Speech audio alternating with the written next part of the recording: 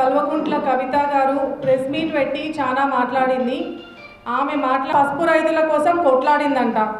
ఆమె చెప్పిన విధానం చూస్తే తిహార్ జైలుకి కూడా పసుపు రైతుల కోసం పోయినట్టున్నది. ఇక కవితమ్మ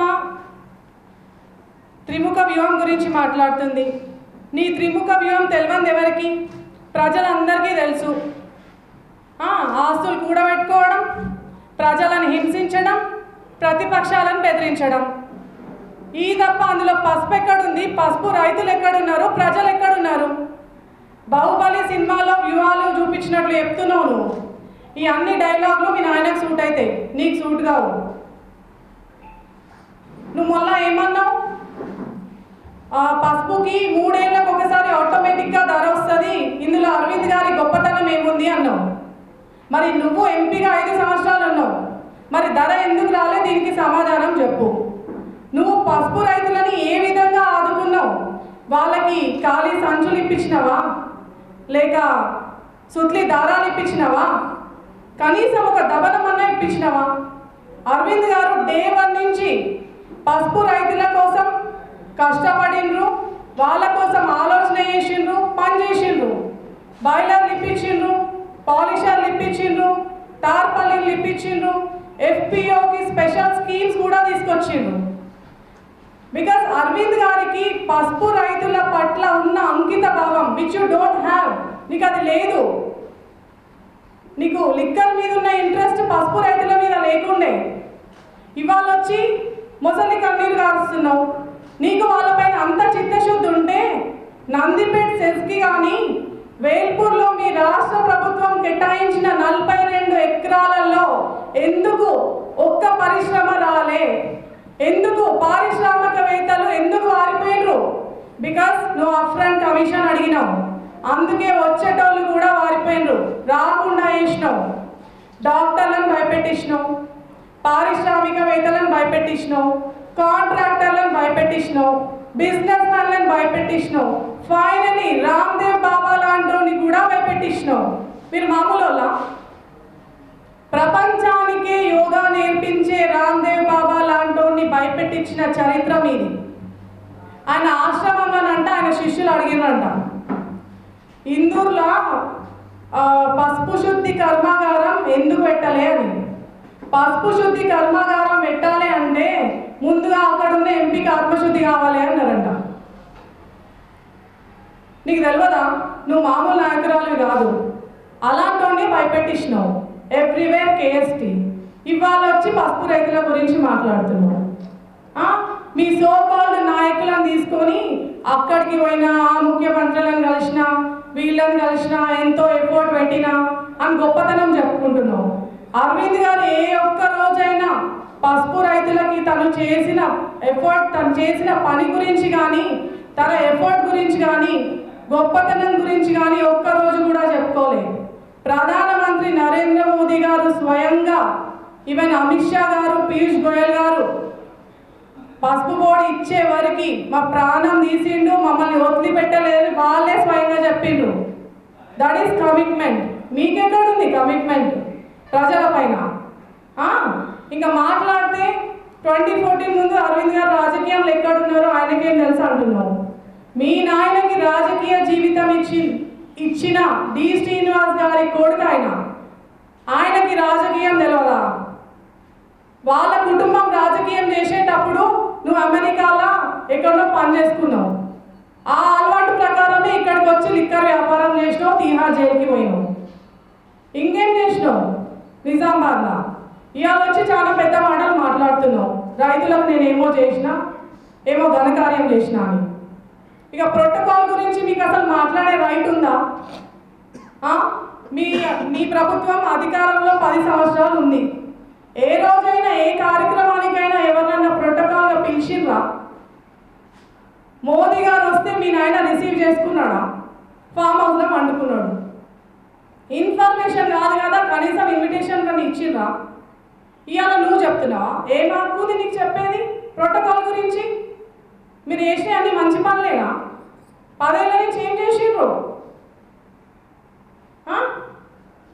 ఇంకా మీ నాయననే చెప్పిండు చెల్లని రూపాయికి గీతలు ఎక్కువ అని.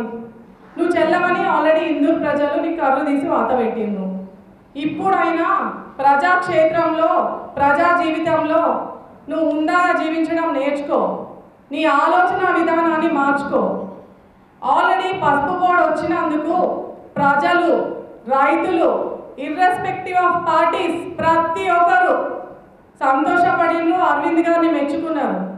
నీకు పసుపు బోర్డు వచ్చిందనే సంతోషం లేదు, అరవింద్ ఎందుకు తెచ్చిందనే బాధ ఉంది. ఇప్పుడన్నా నీ బుద్ధి మానుకో. Thank you.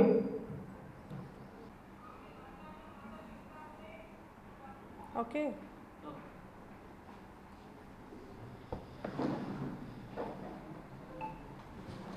వాళ్ళు ఉన్నారు, డివిజన్ పీపుల్ ఉన్నారు, అందరం ఉన్నాం.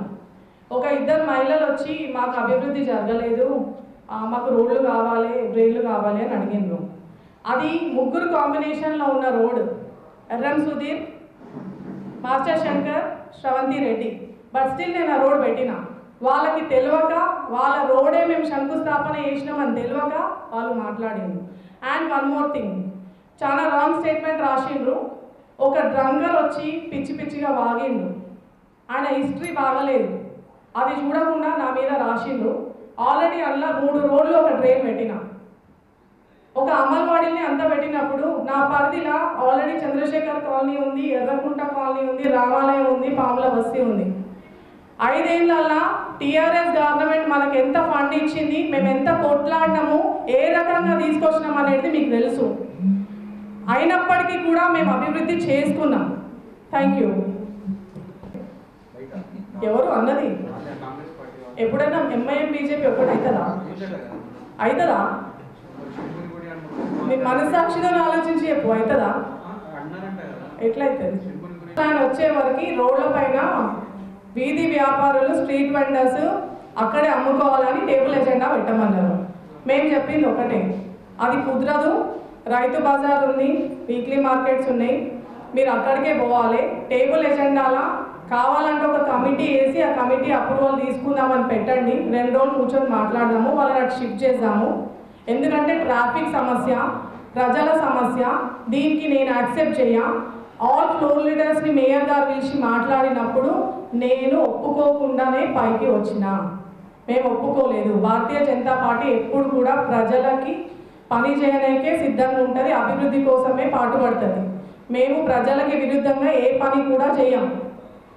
ఇది స్ట్రైట్ ఫార్వర్డ్ ఆన్సర్.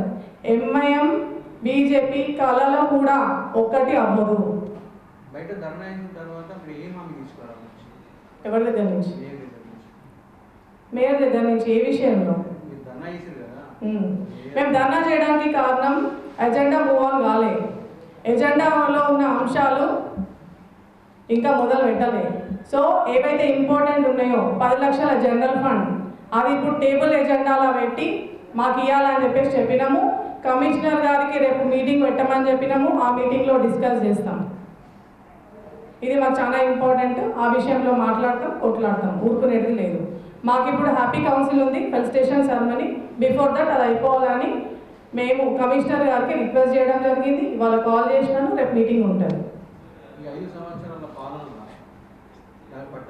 అవును, మేము ప్రయత్నం చేసినాము.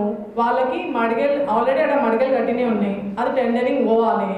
టెండరింగ్ పోవాలంటే వాళ్ళకి 15,000 10,000 ఎక్కువ అవుతుంది కాస్ట్. అక్కడైతే నార్మల్గా 2-3 వేలు రోడ్ల మీద పెట్టుకుంటే అయిపోతుంది. అందుకే కదా ఆ కాస్ట్ కోసమే వెయిట్ చేసినాం. మాకు ఇప్పుడు మా ఎమ్మెల్యే వచ్చిండు, అప్పుడు మాకు ఎమ్మెల్యే లేకుండే, మేము కొట్లాడినా మా చేతిలో లేకుండే. ఇప్పుడు మా ఎమ్మెల్యే గారు ఉన్నారు, ఖచ్చితంగా వితిన్ 6 మంత్స్ ఆ పని కూడా అయిపోతుంది.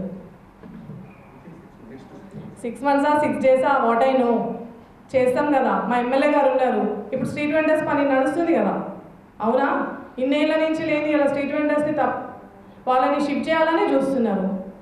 అట్లాగే రేపు ఆ చెప్పుల దుకాణాలు కూడా తీసేయిస్తాం, బరాబర్ తీసేయిస్తాం. ఆల్రెడీ జడ్జిమెంట్ వచ్చి 40 ఏళ్ళు అయింది. ఇప్పుడు ఎందుకు ఊరుకుంటాం? ఇన్ని రోజులు అంటే మాకు మా ఎమ్మెల్యే లేకుండే, ఇప్పుడు మాకు మా ఎమ్మెల్యే ఉన్నారు, ఎంపీ ఉన్నారు.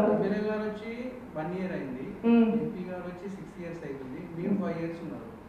ఇంకెంత టైం కావాలి? 6 నెలలు అన్నా కదా, 6 నెలలు 6 రోజులు చూద్దాం కానీ.